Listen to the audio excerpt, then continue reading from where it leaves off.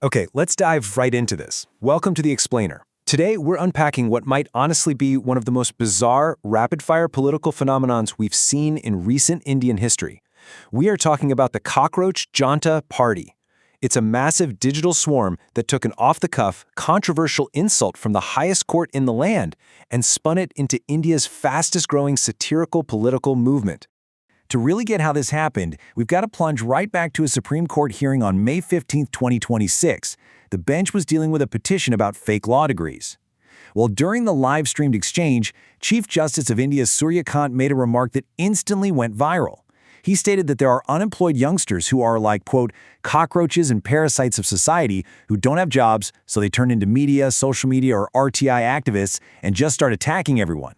Now, as we all know, the internet moves at lightning speed, right? Literally 48 hours after that courtroom livestream, India suddenly had a fully fledged political party named after that exact insult. We're talking a complete setup, a website, a symbol, and a rapidly expanding, highly organized digital base. The Cockroach Janata Party was born. Part 1. What the CJI actually said.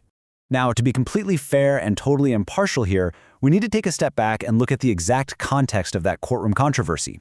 Because the way the media framed it, it was a little different from what the CJI actually clarified the very next day. While social media immediately took it as a direct attack on all unemployed youth, Chief Justice Surya Kant came out on May 16th with a strong clarification. He stated he was strictly talking about parasites who entered noble professions, like law or the media, using fake and bogus degrees. Actually, he followed up with a very clear statement expressing deep respect for young Indians. He said, "Not only am I proud of our present and future human resource, but every youth of India inspires me. I see them as the pillars of a developed India." So his intent was clarified. But, you know, how the digital age works, the clarification simply couldn't catch up with the outrage. The meme had already taken on a life of its own. Part 2. The Founder and the Swarm. Capitalizing on all that viral energy, a massive community just started forming, basically ignoring the May 16th clarification entirely. They decided, you know what, we're going to wear this cockroach label as a badge of absolute honor. Just look at their official eligibility criteria. It is brilliant, self-deprecating satire. To join, you have to be unemployed, by force, choice, or principle. You must be physically lazy, chronically online for a minimum of 11 hours a day, and of course, possess the ability to rant professionally. It perfectly mocks that patronizing view the establishment sometimes has of Gen Z. So who actually sparked all this? Meet Abhijeet Dipke. He's a 30-year-old public relations student at Boston University and a former social media meme creator for the Aam Party. He kicked this entire thing off with one single, simple tweet. What if all the cockroaches come together? From that one question, he became the founding president of the satirical juggernaut. And the response was absolutely staggering. In just its first few days online, the CJP website pulled in over 40,000 registered members, eventually rocketing up to around 80,000 shortly after. That is a massive digital swarm. The sheer number of people willing to officially hand over their details to join a satirical meme party really tells you how deeply this struck a nerve. Part 3. Manifesto, Symbol, and AI Anthem. And here's where the explainer takes a really fascinating turn. The CJP didn't just stop at a funny name and a viral tweet. They rolled out a surprisingly substantive 5-point agenda for the 2029 elections. Just read through these demands. Banning post-retirement Rajya Sabha seats for chief justices. Severe UAPA charges for the Election Commission if legitimate votes get deleted. A massive 50% women's reservation in Parliament and Cabinet. Revoking corporate media licenses and investigating TV anchors, and a strict 20-year ban on defecting politicians. Suddenly, this isn't just pure comedy anymore. It's a very sharp, policy-driven critique of the Indian establishment. Now, what's really interesting about this next slide is the cultural output. This is a lyric from the official CJP AI-generated anthem. It's this intense, gritty Gen Z battle cry that racked up over 115,000 views almost instantly. They literally took the insult of being unkillable pests and flipped it into a hardcore anthem of resilience. Kill us, and we rise again. Part 4. When the politicians joined. So naturally, a digital swarm this loud doesn't go ignored by the establishment for very long. We hit this completely surreal moment where mainstream politics collided head-on with internet culture. Sitting politicians actually wanted in on the joke. Look at these high-profile recruits.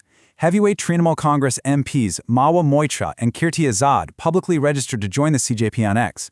The CJP welcomed Moitra as the fighter democracy needs, and they gleefully accepted Azad because, hey, winning the 1983 Cricket World Cup is good enough qualification. By interacting with the CJP, these mainstream politicians effectively validated this digital swarm to the masses. But of course, not everyone is laughing. To report impartially on the pushback here, several critics and political analysts are warning this might be a political trap. Because the founder has past ties to AAP, critics allege the CJP could actually be an orchestrated venture designed to hijack the opposition space. They're drawing direct comparisons to the 2011 India Against Corruption movement that eventually birthed the Aam Aadmi Party. Let's move on and see how this builds in Part 5, Taking the Swarm Offline. Because a movement this large rarely stays just on the internet.